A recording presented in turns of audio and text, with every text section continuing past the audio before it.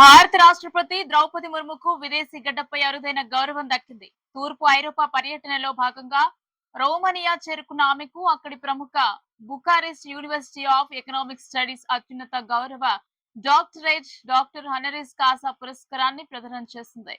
ఈ సందర్భంగా ఏర్పాటు చేసిన ప్రత్యేక కార్యక్రమంలో రాష్ట్రపతి మాట్లాడుతూ తనకు దక్కిన ఈ గొప్ప గౌరవాన్ని 140 కోట్ల మంది భారత ప్రజలకు అంకితం చేస్తున్నట్లు తెలిపారు.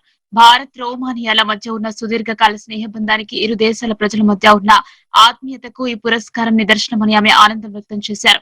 జీవితాన్ని మార్చేది చదువు ఒకటే. ఒక సాధారణ గ్రామం నుంచి వచ్చి దేశ అత్యున్నత పదవిని అధిరోహించిన తన జీవిత ప్రయాణాన్ని ఈ వేదికగా రాష్ట్రపతి గుర్తు చేసుకున్నారు.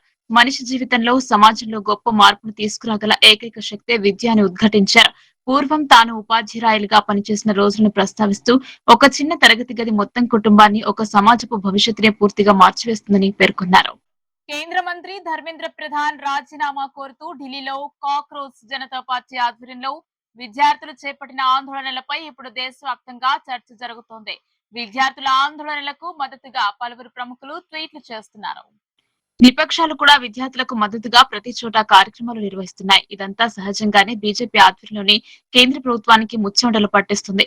ఇలాంటి సమయంలో బీజేపీ అగ్రనేత ఒకరు కాక్రోచ్ లకు మద్దతుగా రంగంలోకి దిగారు. బీజేపీ అగ్రనేతల్లో ఒకరైన మురళీ మనోహర్ జోషి కాక్రోచ్ లకు మద్దతుగా గళం విప్పారు. అయితే ఎక్కడా కాక్రోచ్ జనతా పార్టీ పేరెత్తకుండానే విద్యార్థులపై ఢిల్లీ నిరసనల సందర్భంగా జరిగిన బల ప్రయోగాన్ని తప్పుపడుతూ ట్వీట్ చేశారు. దేశంలోని వివిధ ప్రాంతాల నుండి వచ్చిన యువ విద్యార్థులు న్యూఢిల్లీ వీధుల్లో రోజుల తరబడి గుమిగూడి ఉండటం బాధాకరమని మురళీమోహన్ జోషి తెలిపారు. పరీక్షా విధానం పట్ల వారికి ఉన్న ఆందోళనలు వాస్తవమైనవని ఆయన తెలిపారు. వాటిని సానుభూతితో శాశ్వత పరిష్కారాన్ని కనుగొనాలని చిత్తశుద్ధితో పరిష్కరించాలన్నారు. విద్యార్థులకు సుప్రీంకోర్టు దీనిని కేవలం బలప్రయోగంతో పరిష్కరించాల్సిన శాంతి భద్రతల సమస్యగా మాత్రమే పరిగణించారని తాను బలంగా ఆశిస్తున్నానని మురళీ మనోహర్ జోషి వెల్లడించారు.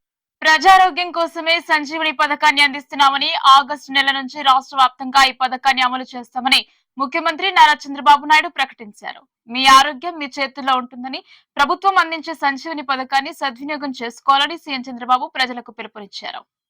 శనివారం కర్నూలు జిల్లా ఆలూరు నియోజకవర్గంలోని అస్పరిలో నిర్వహించిన సంజీవని కార్యక్రమంలో సీఎం చంద్రబాబు పాల్గొన్నారు.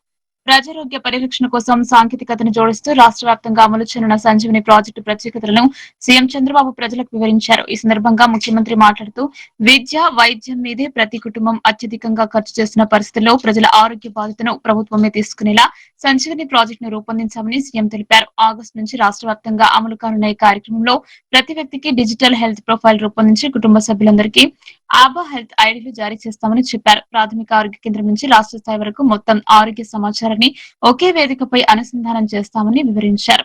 ప్రజలు అనారోగ్యానికి గురైన తర్వాత చికిత్స ఇవ్వడమే కాదు, వ్యాధులు రాకముందే గుర్తించడం, ముందస్తు జాగ్రత్తలు తీసుకోవడం, అవసరమైనప్పుడు సమర్థవంతమైన వైద్యం అందించడమే సంజీవని లక్ష్యమని సీఎం చెప్పారు.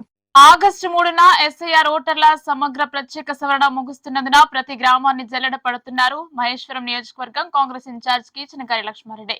ఎస్ఐఆర్ లో 100% ఓటర్ల జాబితా అప్డేట్ కావాలని బిఎల్ఏలకు, పార్టీ నూతన అధ్యక్షులకు, సర్పంచ్లకు, కాంగ్రెస్ పార్టీ శ్రేణులకు కేఎల్ఆర్ పలు సూచనలు చేశారు. గత ప్రభుత్వ హయాంలో చేసిన దొంగ ఓట్లను ఏరిపారేయాలని పిలుపునిచ్చారు. పట్టణం, సొంతూరులో ఏదో ఒక చోట మాత్రమే ఓటు ఉండాలని మరోసారి సూచించారు. చనిపోయిన వారి వివరాలను సైతం నమోదు చేసుకోవాలని కోరారు. తెలంగాణ రాష్ట్రంలో ఇందిరమ్మ రాజ్యం, ప్రజాపాలన సీఎం రేవంత్ రెడ్డి నాయకత్వంలో సజావుగా కొనసాగుతుందని కీచన చెప్పారు. ఓట్లను అవసరంగా చేసుకుని హస్తం పార్టీ నేతలు, కార్యకర్తల ఓట్లను తొలగించేందుకు బీజేపీ నేతలు కుట్రలు చేస్తున్నారని ఆరోపించారు. ప్రజాస్వామ్యానికి, సంక్షేమ పథకాలకు ఓటే వజ్రాయుధమన్నారు. కావున ప్రతి ఓటరు తమ ఓటు హక్కును కాపాడుకోవాలన్నారు. మరో 10 ఏళ్ల పాటు కాంగ్రెస్ ప్రభుత్వం అధికారంలోకి ఉండాలంటే ఇప్పుడు జరుగుతున్న ఓటర్ల సమగ్ర ప్రత్యేక సవరణలో పాల్గొని బిఎల్ఓలకు సహకరించాలని లక్ష్మారెడ్డి కోరారు.